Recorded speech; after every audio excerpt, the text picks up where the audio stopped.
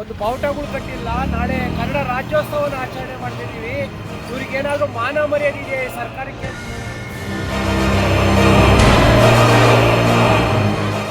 ದರಿದ್ರ ರಾಮಯ್ಯನವರೇ, ಎಲ್ಲಿ ನೋಡಿ ನಿಮ್ ಸರ್ಕಾರ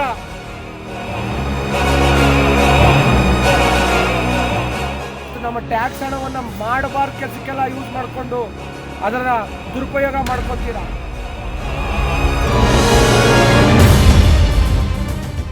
ಎಲ್ರಿ ಡಿ ಕೆ ಶಿವಕುಮಾರ್ ಅವರೇ, ಬಾಯಿ ಬಿಟ್ರೆ ನಾನು ದೊಡ್ಡ ಕನ್ನಡದ ಅಭಿಮಾನಿ ಅಂತ ಹೇಳ್ಕೊತೀರಾ.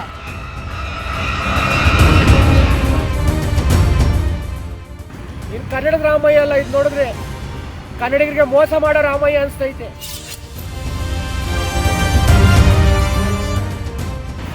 ಡಿಜೆ ಹಳ್ಳಿ ಕೆಜೆ ಹಳ್ಳಿ ಅಂತ ಮಾನಗೇಡಿಗಳು ಕೆಲಸ ಮಾಡಿದಂಥವ್ರಿಗೆ ಹೋಗ್ಬಿಟ್ಟು ಸಹಾಯ ಮಾಡಿಕೊಂಡು ಅವ್ರನ್ನ ಬಂಧಮುಕ್ತ ಮಾಡಿ ಇವತ್ತು ಕನ್ನಡ ಚಳವಳಿಗಾರರ ಕೇಸ್ ತೆಗೆಯಕ್ಕಿಲ್ಲ ಯೋಗ್ಯತೆ ಇಲ್ಲದ ಸರ್ಕಾರ.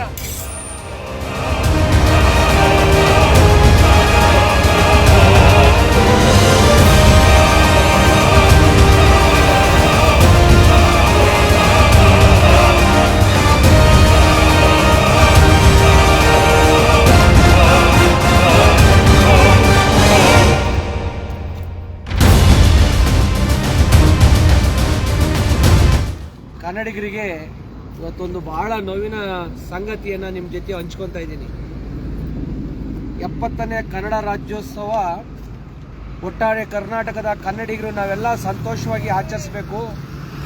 ನಾವು ಮತ ಕೊಟ್ಟಂಥ, ನಮ್ಮ ಮತವನ್ನು ಪಡೆದಂಥ, ಸರ್ಕಾರವನ್ನು ರಚನೆ ಮಾಡಿದಂಥ ಮಾನ್ಯ ಮುಖ್ಯಮಂತ್ರಿಗಳು ಪ್ರತಿ ಬಾರಿ ರಾಜ್ಯೋತ್ಸವಕ್ಕೆ ಲೈಟ್ ಬಿಟ್ಟು ಶೃಂಗಾರ ಮಾಡೋರು, ವಿಧಾನಸೌಧನ ಬಾವುಟಗಳನ್ನ ಕಟ್ಟೋಂಥವ್ರು. ಎಂಥ ದರಿದ್ರ ವ್ಯವಸ್ಥೆಗೆ ಬಂದಿದೆ ನೋಡಿ. ಈ ಸರ್ಕಾರದ ದರಿದ್ರತನ ಯಾವ ಮಟ್ಟಕ್ಕೆ ಕಾಣ್ತಿದೆ ನೋಡಿ. ವಿಧಾನಸೌಧಕ್ಕೆ ಒಂದು ಲೈಟ್ ಇಲ್ಲ, ಒಂದು ಬಾವುಟಗಳು ಕಟ್ಟಿಲ್ಲ. ನಾಳೆ ಕನ್ನಡ ರಾಜ್ಯೋತ್ಸವನ ಆಚರಣೆ ಮಾಡ್ತಿದ್ದೀವಿ. ಇವ್ರಿಗೇನಾದ್ರೂ ಮಾನ ಮರ್ಯಾದೆ ಇದೆ ಸರ್ಕಾರಕ್ಕೆ ಅಂತ ಇವತ್ತು ಪ್ರಶ್ನೆ ಮಾಡಬೇಕಾಗಿದೆ. ಗೌರವವಾಗಿ ನಡ್ಕೊತಿದಾರ ಸಿದ್ದರಾಮಯ್ಯನವರು? ಎಲ್ರಿ ಕನ್ನಡ ರಾಮಯ್ಯನವರೇ, ಎಲ್ಲಿ ನೋಡಿ ನಿಮ್ ಸರ್ಕಾರ ಯಾವ ಮಟ್ಟಕ್ಕೆ ಇಲ್ಲಿ ನೋಡ್ತಾ ಇದ್ರೆ ನಮಗೆ ಏನೋ ದರಿದ್ರ ಹತ್ಬಿಟ್ಟಿದ್ಯಾ ಅನ್ಸ್ತಾ ಇದೆ. ಏನಿದು ನಿಮ್ಮ ವ್ಯವಸ್ಥೆ? ವಿಧಾನಸೌಧಕ್ಕೆ ಎಲ್ಲೋ ರೆಡ್ ಲೈಟ್ ಅನ್ನ ಬಿಟ್ಟು ಶೃಂಗಾರ ಮಾಡ್ತಿದ್ದಂತ ವಿಧಾನಸೌಧವನ್ನು ಇವತ್ತು ಯಾವ್ದೋ ಪಾಳು ಬಿದ್ದಿರೋ ಸೌಧ ನೋಡ್ದಂಗ ಆಗ್ತಿದೆಯಲ್ರಿ. ಕನ್ನಡದ ಬಾವುಟ ಕಟ್ಟಿಲ್ಲ. ನಾಳೆ ಎಲ್ಲ 7 ಕೋಟಿ ಕನ್ನಡಿಗರು ಆಚರಿಸುವಂತ ಕನ್ನಡ ರಾಜ್ಯೋತ್ಸವವನ್ನ ಯಾರೀ ಸಂಭ್ರಮಿಸ್ಬೇಕಾಗಿದ್ದು?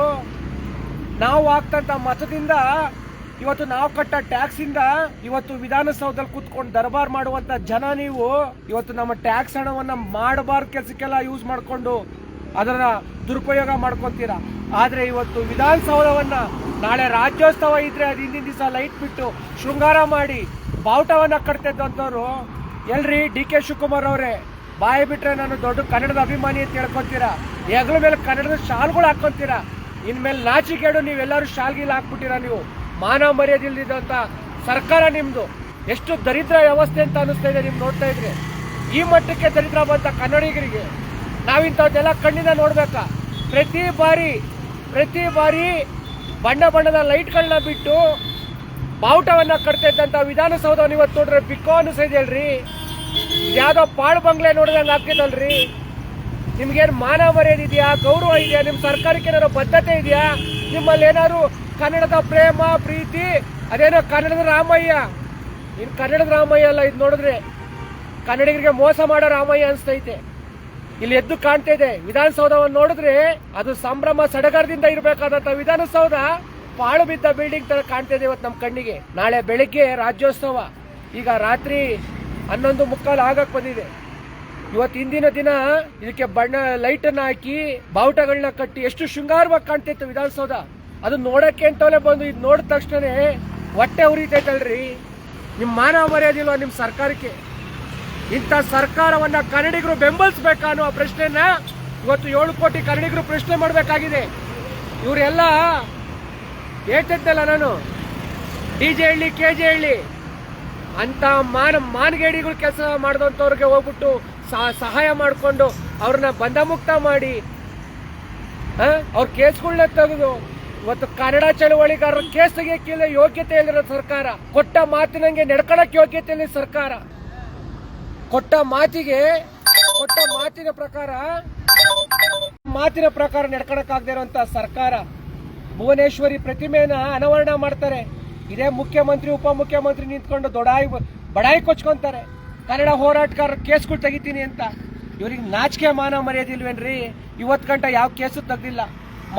ಮಾಡ್ದಂತ ಇವ್ರ ಪಕ್ಷದ ಕಾರ್ಯಕರ್ತರು ಕೇಸ್ಗಳು ತೆಗೆದ್ರು. ಇವರಿಗೆ ಯಾವ ನೈತಿಕತೆ ಇದೆ ಕನ್ನಡಿಗರ ಮುಂದೆ ನಿಲ್ಲಿಕ್ಕೆ? ಇವತ್ತು ನೋಡಿದ್ರೆ ವಿಧಾನಸೌಧವನ್ನ ನಮಗೆ ಬಹಳ ನೋವಾಗ್ತದೆ. ಮತ್ತು ಶೃಂಗಾರಗೊಂಡಂತ ಇಲ್ಲೊಂದು ಭುವನೇಶ್ವರಿ ಪುತ್ಥಳಿ ಇಟ್ಟಿದ್ದಾರೆ.